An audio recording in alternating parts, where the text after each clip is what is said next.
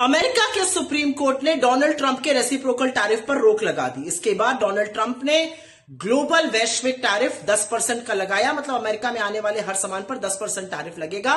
इसका सीधा और सिंपल मतलब है कि हिंदुस्तान पर 10% टैरिफ लगेगा, वो 18% नहीं लगेगा जो ट्रेड डील में तय हुआ था। आपको याद होगा फरवरी की शुरुआत में इंडिया अमेरिका ने एक ट्रेड डील तय करी थी जिस पर भारत पर 18% टैरिफ लग रहा था, 3% से बढ़कर, और हमने अमेरिका पर 0% टैरिफ लगाने का वादा किया था। हमने अमेरिका से वादा किया था $500 बिलियन की तमाम चीजें खरीदने की, जिसमें कि कृषि की चीजें भी शामिल है। हमने अमेरिका से वादा किया था कि हम रूस से सस्ता तेल ना खरीदकर अमेरिकन और वेनेजुएलन तेल खरीदेंगे।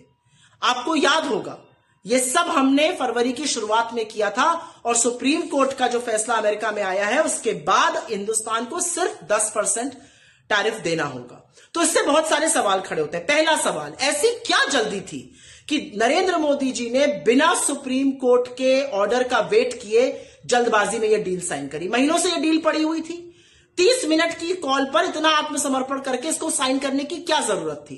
हमने अमेरिका की चीजों पर 0% टैरिफ लगाना क्यों माना? हमने क्यों यह वादा किया कि हम $500 बिलियन का सामान अमेरिका से खरीदेंगे, जिससे कि हमारा ट्रेड सरप्लस, हमारा ट्रेड डेफिसिट बढ़ जाएगा, हमारे उद्योग तबाह हो जाएंगे? हमने क्यों यह माना कि हम रूस से सस्ता तेल ना खरीद के अमेरिका से खरीदेंगे, अपनी एनर्जी सिक्योरिटी को कॉम्प्रोमाइज किया? हमने क्यों अपना पूरा का पूरा डेटा थाली में लगाकर अमेरिका को सौंपने का वादा किया? इन सब सवालों का, और हम एक बात और सवाल है कि हम 3% से जो टैरिफ 18% पे बढ़ा था, 6 गुना, उसकी खुशी मना रहे थे। क्या मूर्खता कर रहे थे हम? इन सब सवालों का एक ही जवाब है, और वो जवाब है इस देश का कॉम्प्रोमाइज्ड प्रधानमंत्री। जब नरेंद्र मोदी और उनके मंत्रियों का नाम एप्स्टीन की फाइल में आने लगा तो वो घबरा गए और सीधे डोनाल्ड ट्रंप के सामने नतमस्तक हो गए।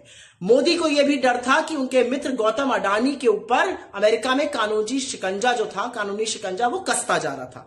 इससे मोदी भयभीत थे, और इसलिए उन्होंने अमेरिका के सामने भारत के किसानों के, भारत के भविष्य की, भारत की एनर्जी की, भारत के डेटा, आर्टिफिशियल इंटेलिजेंस, सबकी बलि चढ़ाकर एक ऐसी ट्रेड डील करी जो भारत के लिए हानिकारक है। वरना कोई भी यह बात पूछेगा कि आप सुप्रीम कोर्ट ऑर्डर के लिए क्यों नहीं रुके? आपने इतना कुछ गवा दिया ट्रेड डील में अमेरिका के हवाले से, यह आपने क्यों किया? आपने देश की साख और देश की इज्जत के साथ साथ देश के भविष्य का समझौता क्यों किया? देश को दांव पर क्यों लगाया?